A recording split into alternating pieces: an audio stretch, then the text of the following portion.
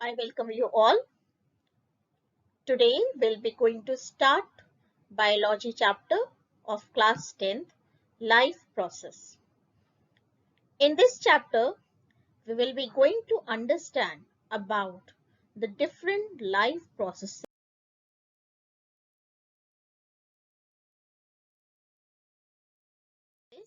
which are helpful in the maintenance of our life or in the smooth functioning of our life. So different processes which are involved in our body are, first of all, nutrition. As you all know, without food we cannot live. So nutrition is very important. Then metabolism is also called as digestion. Reproduction, transportation, respiration and excretion. So these are the different life processes which are helping in the maintenance of our life. So one by one, we will be going to understand about all these life processes. So what is life process? First question is this, that how we will define life process. So life process is a process which together perform the function of maintenance of life. And the different life processes which are helping in maintaining our life is nutrition, digestion, respiration, transportation, excretion and reproduction. So first of all, we will focus on nutrition and its different types. So nutrition is simply the process of obtaining food from the surroundings and then utilizing that food for different activities. When we eat food, only then we get energy to do work. So, process of taking food is nutrition and then utilizing that food to do work. Otherwise, our body will be very lethargic, will not feel energy to do any kind of work. So basically, nutritions are of two types. Mainly, they are categorized as the autotrophic nutrition and heterotrophic nutrition. Auto means self and trophic means nutrition. So autotrophic nutrition is self-nutrition. That is, the organism is preparing their food by the help of inorganic materials. And this type of nutrition is followed by green plants. They are preparing their own food by the process of photosynthesis. Then hetero means dependent. So when the organisms are dependent on other organisms for their food, such type of nutrition is called as heterotrophic nutrition. So we animals and other organisms are also somehow directly or indirectly dependent on the plants for our food, right? So heterotrophic nutrition are of three types. One is parasitic. Parasitic means the organism is living inside the body of another organism which is called as host and deriving the nutrition from its body. At the same time, the parasite is harming the body of the host. Then saprotrophic nutrition or saprophytic nutrition. In this, the organism is feeding on dead and decaying matter, right? Then holozoic nutrition. We all, that is human beings as well as animals and some unicellular animals also such as amoeba, they follow holozoic nutrition. In holozoic nutrition, what happens? The solid food is taken inside and then the digestive enzymes are released out out and they digest the food. All right. So these are the main types of the nutrition, the main modes of nutrition and their further classification. So let's understand what is the difference between autotrophic and heterotrophic. This I already explained you, but still let's read out that what is the difference between autotrophic and heterotrophic. As I already told you, auto means self-nutrition, hetero means dependent nutrition. So the kind of nutrition in which an organism is preparing the food from inorganic material. What are the inorganic materials? The inorganic materials over here are carbon dioxide and water. So plants are utilizing carbon dioxide and water to prepare their food by the process of photosynthesis. Photo means light over here. That means apart from carbon dioxide and water, plants are also using sunlight to synthesize or to prepare their food. And also there is fourth raw material which plants are utilized. All of you know that only green plants can make their food. So green color is due to the presence of chlorophyll. So plants are preparing their food by the help of four ingredients. You can say, as if we want to prepare any dish, we want ingredients, right? So plants also need four things or four raw materials, or you can say four ingredients to prepare their food. That is carbon dioxide, water, sunlight and chlorophyll. Similarly, heterotrophic plants are the heterotrophic nutrition is the kind of nutrition in which organisms do not possess the ability to synthesize their own food. They depend on autotrophs or other animals for their food directly or indirectly. For example, animals, fungus and human beings also. So this equation will clear the process of autotrophic nutrition.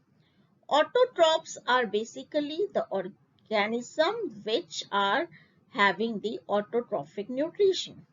So autotrophs are using the simple inorganic material and then converting it into a complex high energy molecules which are called as carbohydrate. So in autotrophic nutrition, it can be summarized, or we can say the photosynthesis process. It can be summarized in this one equation in which 6 molecules of carbon dioxide are combined with 12 molecules of water in presence of sunlight and chlorophyll to give 1 molecule of carbohydrate. C6H12O6 is the formula for carbohydrate, and 6 molecules of oxygen are produced and 6 molecules of water are left. All of you know that photosynthesis mein we are getting food as well as we are getting the oxygen, and hence plants are playing a very important role in our life, because due to these two things we are able to survive. If we will not get food, will not get oxygen, we will die. And that is why it is very important that we should protect our forest, we should take care of our environment, and we should plant trees. Otherwise our life will be in danger. So moving on to the next part, that is, these are the raw materials of photosynthesis. In the board question is asked, what are the different raw materials for photosynthesis? What is the equation of photosynthesis? What is photosynthesis? So sometimes long question is there that define photosynthesis, what are the raw materials for photosynthesis, write down the equation of photosynthesis. So you need to be very clear, and you have to give very accurate answer, to the point answer. So raw materials means we have 4 raw materials in photosynthesis: sunlight, chlorophyll, carbon dioxide and water. So how do the plant are getting these raw material? So gases, that is carbon dioxide, is coming by the help of the stomata in the plants. Stomata is present in the lower epidermis of the plant, which are the tiny pores, and they help in exchange of the gases. And water along with the minerals is transported through the xylem tissue. This you have already read in class 9th about vascular tissues. So this is how the raw materials they reach to the leaves so that plants can do photosynthesis. And sunlight is absorbed by the chlorophyll, which is present in the chloroplast. Okay, so chloroplast is a cell organelle which is green in color, and this green color of the chloroplast is due to the presence of chlorophyll in the leaf. So chlorophyll help in the absorption of the sunlight. And therefore, site of photosynthesis, if it is asked in your exam, name the site of photosynthesis. Site of photosynthesis is leaf.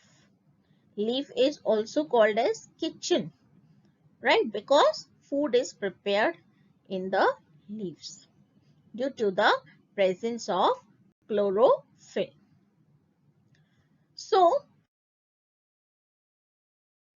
this thing you already know, whatever I have told till now, because in junior classes you have read these things. But the new concept which is added in class 10th is this, that what are the main events of photosynthesis. Before going into detail of these main events, let's understand this diagram of the leaf. This is the cross section of the leaf. From outside, leaf appears like this. But if we'll see the cross section, we'll cut the leaf and see the cross section of the leaf under microscope, we will find it like this. So this is the upper epidermis of the leaf. These are the cells which are storing the chloroplast, which has chlorophyll. The green color pigment present in chloroplast is called chlorophyll. These are air spaces, and then you can see these pores in the lower epidermis of the leaf. These pores are called as the stomata, which have guard cells. And this through this stomata, carbon dioxide comes in the leaf and oxygen moves out of the leaf. So the events which are taking place in the process of photosynthesis, this is also a very important question, that what are the main events taking place in photosynthesis. So the main events which are taking place in photosynthesis are, number 1 is absorption of sunlight, that is absorption of light energy, and then plants are converted into the chemical energy. So absorption of light energy by the chlorophyll is the first event. In second event, there is a conversion of the light energy into the chemical energy. Chemical energy in the form of food, right? And this conversion takes place by splitting of the water molecule. It takes place by the splitting of the water molecule. Number 2 is this, and third main event is the reduction of carbon dioxide to carbohydrates. So third event is reduction of carbon dioxide to carbohydrate. With these 3 events, the process of photosynthesis completes. So let's understand the structure and function of the stomata. You see this picture, this is of stomata. Okay, these are guard cells. They are also called as kidney shaped cells. There is one stoma, which is the opening of the stomata, and this is the closed stomata. In this Stomata, you can see this red colored nucleus is there. Chloroplast, vacuole, this is guard cell and the cell wall. So stomata, as I already explained you, that stomata are the tiny pores which are present on the lower surface of the leaf, and they have two functions. Number one is exchange of gases. Number two is loss of the water by the process of transpiration. Next, we have to understand the different types. So, one by one, we'll be understanding the definitions of types of heterotrophic nutrition. So, holozoic nutrition, as I already explained you in the starting, that it is a type of nutrition which all of us are following. In this, we are taking the solid food inside, and then with the help of the enzymes in our body, food is broken down into the simpler substances. So such type of nutrition is called as holozoic nutrition. Example is amoeba. Amoeba is a unicellular organism, and animals. Animals include human beings also. Saprophytic nutrition. In this nutrition, the organism is feeding on dead and decaying matter. For example, fungus. Parasite or parasitic nutrition.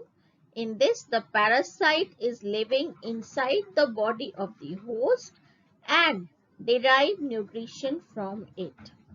For example, cuscuta, which is a plant parasite, and ticks, which is the animal parasite. So let's understand in detail nutrition in animals. Here we will understand about nutrition of amoeba. Amoeba is basically a unicellular organism. All the functions of the body are performed by this single cell only. So amoeba takes the food. This is the amoeba, you can see. This is the nucleus, and this is the structure of irregular structure of amoeba. These elongations, they are pseudopodia. These elongations are called pseudopodia. Here you can see this elongation, these elongated parts, they are called as pseudopodia, and with the help of these pseudopodia, amoeba is able to move. So, if a food is lying outside the body, first of all, amoeba will move with the help of pseudopodia and form a food vacuole like this around the food, so that this vacuole enters into the body of the amoeba. Now here, this amoeba will release certain enzymes which are called as digestive enzymes, and this food will be digested. And the undigested food will be released out of the body of the amoeba. So this nutrition process completes in 5 steps. This is the first step, which is the process of ingestion. So this is the first step, ingestion. The food is taken inside the body, right? Then the food is digested by the amoeba, and digested food is absorbed by its body, and then after absorption, the undigested food is removed out of the body. So these are the different steps in the nutrition of amoeba, right? And this is also a very important question. Sometimes only this diagram is given and you have to label the different steps.